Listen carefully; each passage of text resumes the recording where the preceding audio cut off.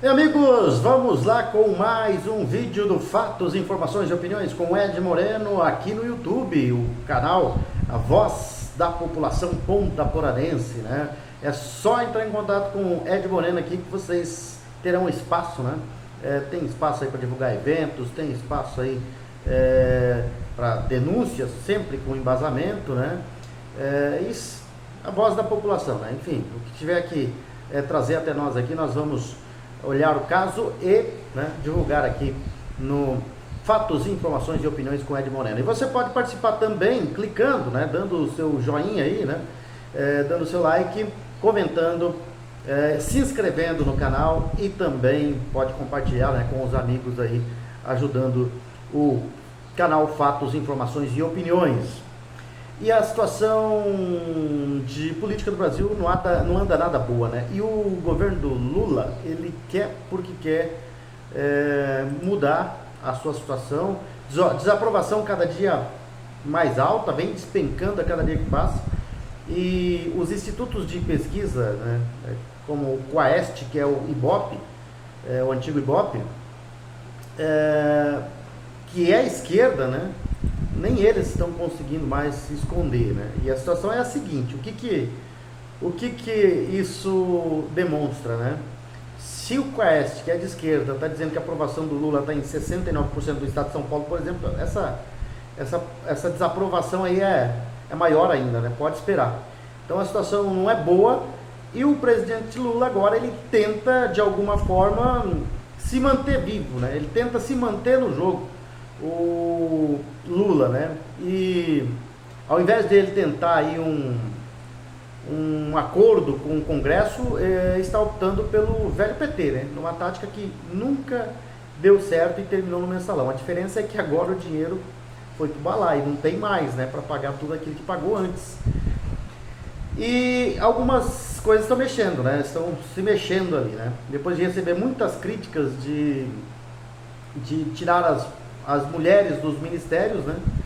Ele vai nomear Gleisi Hoffmann para comandar a articulação política do executivo com o legislativo. E para mim, né, isso aí é a prova de que o presidente Lula não está só desconectado da realidade do país nas ruas, mas também da vida política em Brasília. Por exemplo, essa informação aqui foi divulgada hoje, né, na revista Oeste, e o Lula, com a popularidade em queda livre, um governo à deriva e nuvens pesadíssimas no horizonte, ele tinha a chance de tentar negociar com quem manda no Congresso, né? O tal Centrão, mas não foi o que ele fez. Ele optou por agradar o PT, cuja base social está definhando, né, junto com o seu período na prisão, e envelheceu mal, né? Não aprenderam a envelhecer. O PT tem só um prefeito de capital e é hoje uma sigla pequena comparada às concorrentes. Gleisi foi um cão de guarda fiel de Lula nesses anos todos, especialmente, né, enquanto ele esteve na cela gourmet de Curitiba. Perdeu o capital político, teve que trocar a chance de reeleição ao Senado pelo mandato de deputada no Paraná e agora acaba recompensada com um ministério pro qual a habilidade mínima ela não tem, né, que é o diálogo e a capacidade de fazer concessões. Ou seja, vai para o embate, né? Vai para o embate e um governo já praticamente combalido, caído, derrotado, né? Em Brasília fala-se que sua saída da chefia da sigla também faz parte de uma engenharia maior, com a volta de José Dirceu à cena. Tanto que Lula quer o ex-prefeito de Araraquara, Edinho Silva, conduzindo a legenda numa tentativa de controlar o grande avanço do ex-ministro no último ano das fileiras da agremiação. Mas o fato é que o presidente, além de não ter quadros à disposição, não tem mais a quem recorrer. O Centrão está pronto para desembarcar de vez e não sofrer os danos, né, colaterais da economia em 2026. Né? Perder votos seria, né? E o fiador da eleição, o Supremo Tribunal Federal, parece diante de uma crise ainda não dimensionada por causa dos arroubos e ilegalidades cometidas pelo ministro Alexandre de Moraes, né? Tá num mato sem cachorro. Então não pode, agora nesse momento não pode entrar na questão do governo Lula. Por quê? Não é que não não é por opção, né? É que é por falta de opção mesmo, né? Eles não podem entrar, eles têm que ver a situação deles nesse momento. E a escolha de Gleice é só mais um passo em direção ao precipício. É o que eu acho também, né? A última vez que Lula decidiu deixar o PT no comando do governo, no Congresso, justamente com José Dirceu à frente, o resultado foi o mensalão, né? Quem é que não lembra? Teve mais que mensalão, né? Teve o mensalzinho, teve tudo, né? Mas o mensalão foi o que pegou, né? E a gente vai ver como é que vai ser. Para mim, é uma escolha errada. Agora, o governo já está arrebentado, derrotado, acabado mesmo, né? Vai tentar algumas cartadas. Essa cartada da Gleice, para ser o elo de ligação com os congressistas, vamos dizer assim, né? Com o parlamento, com o Senado e com os deputados federais, ela não é o melhor nome, né? Não é a melhor pessoa para conduzir isso aí, não tem habilidade para isso. Mas vamos ver, né? A cartada é do presidente Lula, vamos ver o que acontece, se ele consegue reverter a situação que hoje não reverte mais, né? Hoje um governo desastroso está colocando a população, principalmente a população pobre, em péssima situação, em maus lençóis mesmo, né? Gente passando fome aí. E com o preço dos alimentos aumentando a cada dia, né? Tá parecendo aquela época do Sarney, aumentava todo dia e infelizmente não fosse algumas promoções aí, né, dos mercados, não teria mais alimentos baratos, né? Tá caro, tá tudo caro. O preço do café vem puxando a inflação aí, né? O preço do café arábica do Brasil, por exemplo, atingiu novos recordes históricos com o indicador CPE-Exalc, né, do Arábica tipo 6, que ela chega a R$ 2.769,45 por saca, né, de 60 quilos no dia 12 de fevereiro. Né, e isso aí, esse valor supera o recorde anterior da série histórica, iniciada em 1996. Mesmo com oscilações no dia seguinte, as cotações permaneceram próximas de R$ 2.700 por saca, acumulando algo superior de R$ 500 desde o início do ano. E a coisa vai ficar pior, né? O produto básico, né? Ovo, arroz, tá tudo muito caro. E aí a população sente, né? E o governo não tá nem aí, ele tá tentando salvar o pescoço dele, né? E a população que se dane. Tenta contar mentiras, as mentiras que antes colavam e hoje não colam mais, né? Nos discursos, bravatas, naquele monte de papo de que é um governo dos pobres, onde na verdade não é, né? É um governo que na verdade não gosta de pobres, né? Na verdade eles gostam da pobreza e da miséria. Para eles muito mais fácil de controlar. Ignorância, pobreza e miséria é muito fácil de se controlar, né? Por isso eles não querem, não têm um interesse real de fato de melhorar a vida da população pobre, não. E a outra questão que vem pegando bastante, né, é essa questão do Alexandre de Moraes com o governo norte-americano. Aliás, o governo norte-americano tem tanta coisa para resolver, mas essa questão aí do Alexandre de Moraes tem chamado bastante atenção lá, né, nos Estados Unidos.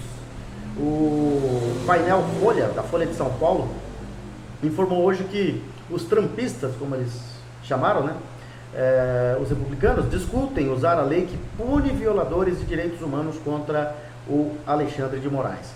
Diz o seguinte texto do jornalista Fábio Zanini: escritórios de advocacia dos Estados Unidos estão entrando em contato com bolsonaristas para propor que apresentem testemunhos contra o ministro Alexandre de Moraes, do STF, né, do Supremo Tribunal Federal ou do Extremo Tribunal Federal, com base em uma lei que pune violações de direitos humanos. A norma é conhecida como a lei Magnitsky, né, que faz referência a um advogado russo que morreu na prisão de Moscou em 2012, né, a lei Magnitsky. E essa lei Magnitsky permite que o governo americano adote sanções, inclusive econômicas, contra pessoas que cometam grandes violações de direitos humanos reconhecidos internacionalmente. O enquadramento do ministro do STF nos critérios da lei vem sendo defendido por congressistas alinhados ao presidente dos Estados Unidos, Donald Trump. Um deles, o deputado republicano Rick McCormick, do estado da Geórgia, defendeu na última segunda-feira que o juiz seja punido com base na lei Magnitsky. Segundo ele, Moraes é uma ameaça aos Estados Unidos, censurando empresas americanas, suprimindo a liberdade de expressão e violando a soberania digital. Suas táticas autoritárias demandam ação. Para que Moraes sofra punições que podem incluir bloqueio de bens e contas bancárias, há um longo caminho a ser percorrido. Só que esse caminho está sendo rápido, né? Ninguém esperava que fosse com essa rapidez. Após um processo de coleta de informações, no qual os testemunhos seriam parte importante, teria de haver um relatório final com recomendações de órgãos como o Conselho de Segurança Nacional e as Secretarias de Estado e do Tesouro. A lei também pede que sejam ouvidos o presidente e líder da minoria das comissões de relações exteriores do Congresso.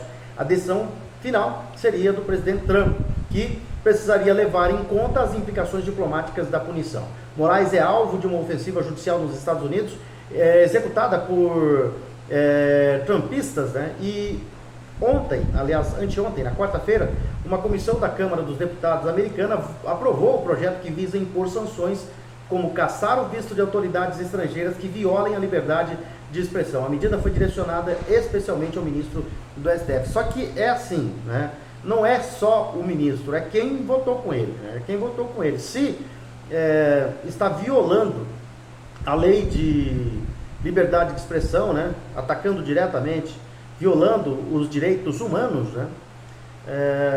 Todos envolvidos no processo, desde ele que condenou e quem votou com ele. E isso põe em conta aí os dois ministros indicados por Bolsonaro também, né? Que nos atos do 8 de janeiro, por exemplo, os condenados receberam os votos deles também, né? Em alguns casos receberam o voto deles também, pedindo uma pena menor. Mas inocente não pode pegar um dia de cadeia, né?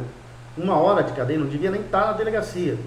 Mas, e aí, além do Moraes, todos envolvidos no processo que os Estados Unidos julgar como que violem os direitos humanos, a liberdade de expressão, todos vão junto, né? Não vai ser só o Alexandre de Moraes, inclusive gente do governo, né? Inclusive gente do governo, presidente, vice-presidente, enfim, a coisa vai ficar feia pro lado de quem de janeiro de 2023 até agora perseguiu os opositores, né? E perseguiu com força, né? Foi para cima.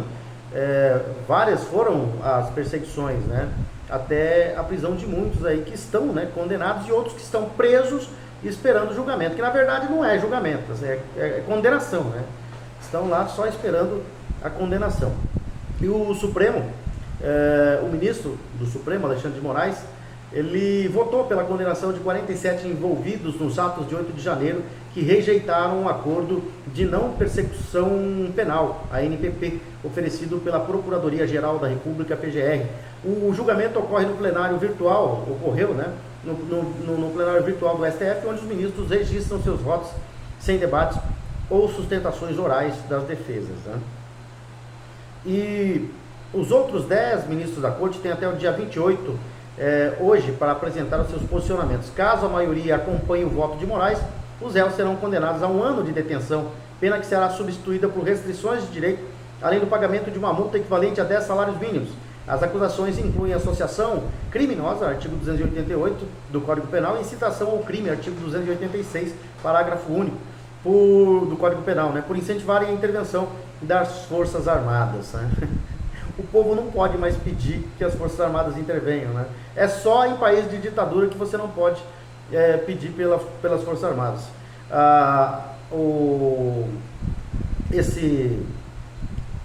Esse acordo de não persecução penal proposto pela PGR previa a confissão dos crimes, pagamento de multa de até R$5.000, realização de serviços comunitários e participação em cursos sobre democracia. Em contrapartida, o processo penal seria encerrado e o passaporte do réu devolvido. O benefício foi oferecido apenas aos detidos nos acampamentos próximos ao quartel-general do Exército em Brasília. Caso a condenação seja confirmada, os réus terão que cumprir as seguintes situações: 225 horas de prestação de serviços comunitários, participação presencial no curso Democracia, Estado de Direito e Golpe de Estado. Eles são piadistas, eles debocham, né? Proibição de se ausentar da comarca de residência e de utilizar as redes sociais, e retenção dos passaportes até a extinção da pena, né? Estamos ou não estamos vivendo numa ditadura? ditadura pura, né? Além disso, vai ser revogado o porte de arma dos que possuíam, né, o porte de arma, e os condenados deverão dividir o pagamento de indenizações pelos danos causados. O julgamento segue em andamento no Extremo Tribunal Federal. E hoje uma coisa chamou bastante atenção, né, lá nos Estados Unidos, foi a discussão do Zelensky, né, na Casa Branca, né? Teve um bate-boca lá e na verdade o Trump não gostou do bate-boca não, né? Segundo algumas informações, o Laranjão, né, o Donald Trump, expulsou o Zelensky da Casa Branca depois desse bate-boca, né? O presidente dos Estados Unidos, Donald Trump, teria expulsado da Casa Branca o presidente da Ucrânia, Volodymyr Zelensky, depois de um bate-boca entre os dois durante um encontro no Salão Oval hoje, né, lá nos Estados Unidos. E a coletiva de imprensa que estava planejada para depois da reunião também foi cancelada por causa do fracasso do encontro. Nenhum acordo sobre a exploração de terras raras foi assinado. A separação entre Washington e Kiev parece ser definitiva. Zelensky deve retornar quando estiver pronto para a paz, disse Donald Trump em uma mensagem oficial publicada nas redes sociais. No X, Trump escreveu: hoje tivemos uma reunião significativa na Casa Branca. Compreendemos muita coisa que não teríamos conseguido entender sem uma conversa desse tipo. E é interessante o que sai por meio da emoção. E eu estou convencido de que o presidente Zelensky não está pronto para a paz se os Estados Unidos estiverem envolvidos, porque ele acredita que o envolvimento dos Estados Unidos lhe dá uma grande vantagem nas negociações. Não quero vantagens, quero paz. Ele desrespeitou os Estados Unidos da América e ele poderá voltar quando estiver pronto para a paz. Azedou, né? Azedou o clima. Os números exatos sobre assistência financeira à Ucrânia variam a depender do que é considerado ajuda, né? Os Estados Unidos já destinaram bilhões de dólares aí para a Ucrânia. No entanto, de acordo com o Centro de Pesquisas Council on Foreign Relations, o Congresso dos Estados Unidos já destinou 175 bilhões de dólares desde 2022 para ajuda na Ucrânia. Em contrapartida, toda a assistência europeia à Ucrânia entre janeiro de 2022 e dezembro de 2024 totaliza aproximadamente 140 bilhões, né? E as tensões entre Zelensky e Trump aumentaram nas últimas semanas à medida, né, que os Estados Unidos trabalharam com a Ucrânia e a Rússia para avançar uma negociação de paz. Depois que as autoridades dos Estados Unidos se encontraram com autoridades russas na Arábia Saudita em 18 de fevereiro, sem a Ucrânia, Zelensky disse aos repórteres que ninguém decide nada pelas nossas costas. Ou seja, tá querendo... É um galo de briga já todo arrebentado, em que há um país como os Estados Unidos negociando a paz e eles querem briga, né? Então, como o Trump disse, não está preparado para a paz, e o dia que estiver preparado, ele será convidado a voltar aos Estados Unidos. Mas depois dessa discussão aí, acabou sendo expulso lá da Casa Branca, né? E havia uma coletiva de imprensa para depois, né, dessa reunião onde se esperava que fosse selada a paz, né, fosse anunciada ali para a imprensa, né, mundial, mas não aconteceu. Bom, vamos agora com as informações esportivas, porque nós temos jogos importantes aí pelos campeonatos regionais pelo Brasil, né? Deixa eu aqui conferir primeiro os resultados da Copa do Brasil de ontem, só para a gente completar, da Libertadores também, né? A Copa do Brasil nós tivemos ontem mais jogos. A Libertadores, se não me engano, foram 2 ou 3 jogos, né?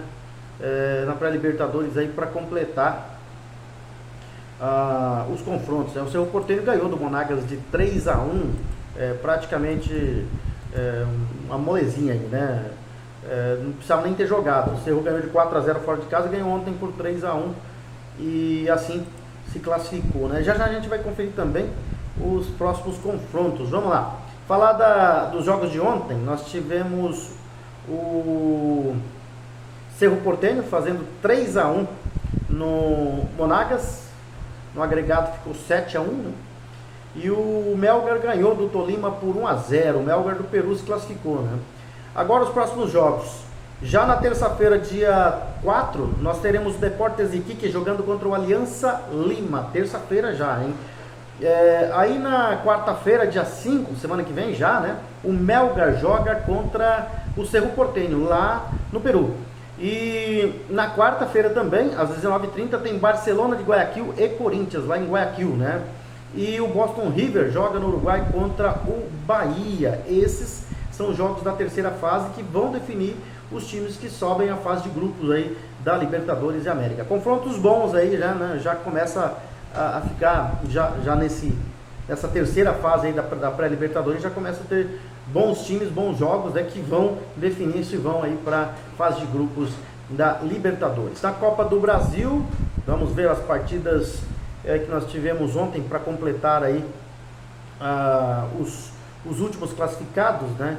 Então nós tivemos ontem o Ceilândia empatando em 2-2 com o Coritiba, e nos pênaltis deu Ceilândia 4-2. O goleiro Sucuri do Ceilândia defendeu duas cobranças, né, e classificou o time de Ceilândia nos pênaltis 4-2. O Souza empatou com o Bragantino em 1-1. Nos pênaltis deu Bragantino 5-4. E o Rio Branco foi derrotado pelo Novo Horizontino por 3-1. A Portuguesa empatou com o Botafogo da Paraíba em 1-1, mas o Botafogo da Paraíba ganhou nos pênaltis e se classificou. A Inter de Limeira empatou com o Vila Nova em 0-0. O Vila Nova de Goiás passou ao vencer por 7-6. E aí, na semana que vem, já tem a segunda rodada aí, né? Já teremos a segunda rodada da Copa do Brasil. Então já teremos jogos com o Operário e Tombense, o Operário Paranaense. O Atlético Paranaense pega o Guarani de Bagé. O Operário de Várzea Grande vai jogar contra o Novo Horizontino. O Bragantino enfrenta o São José. O Maringá vai enfrentar o União. O Ceará enfrenta o Confiança. O Vila Nova vai jogar contra o Rio Branco de Venda Nova. O Ceará eu falei que pega o Confiança, né? O Nova Iguaçu joga contra o Vasco da Gama. O Olaria vai enfrentar o Brusque. O Vitória vai enfrentar o Náutico. A Aparecidense enfrenta o Cascavel. O CSA vai enfrentar o Tuna. O Caxias joga contra o Fluminense. O Capital joga contra o Porto Velho. O Remo enfrenta o Criciúma. Botafogo da Paraíba enfrenta o Concórdia. O Atlético Mineiro joga contra o Manaus. O Maracanã enfrenta o Ceilândia. O Atlético Goianiense vai jogar contra o Retrô. E o Atlético Mineiro vai jogar contra o Grêmio do Futebol Porto Alegrense. Esses são os jogos aí já definidos da próxima fase da Copa do Brasil. Que já tem jogos, por exemplo, da pré-Libertadores, já tem jogos também na semana que vem. São essas as informações. Último dia, né, de fevereiro, amanhã sábado, nós já teremos aí o início do mês de março, né? E como o clima no Brasil anda muito pesado na política, porque o clima nos Estados Unidos também, né, com várias decisões aí, se houver alguma informação extraoficial, né, alguma informação urgente, nós voltaremos aqui para trazer informações para você aqui no canal Fatos, Informações e Opiniões, que eu faço de segunda a sexta, né, mas nós estamos aí abertos sempre, né, para falar de eventos. Às vezes acontece algum evento na cidade, nós estaremos lá fazendo a cobertura em vários pontos da cidade, e as informações que surgirem, as informações urgentes, né, e que forem boas informações para a comunidade, nós estaremos passando aqui no canal Fatos, Informações e Opiniões com Ed Bonelli. Grande abraço a todos, tenham um excelente final de semana. Na segunda-feira a gente se vê, ou a qualquer momento, com alguma informação urgente.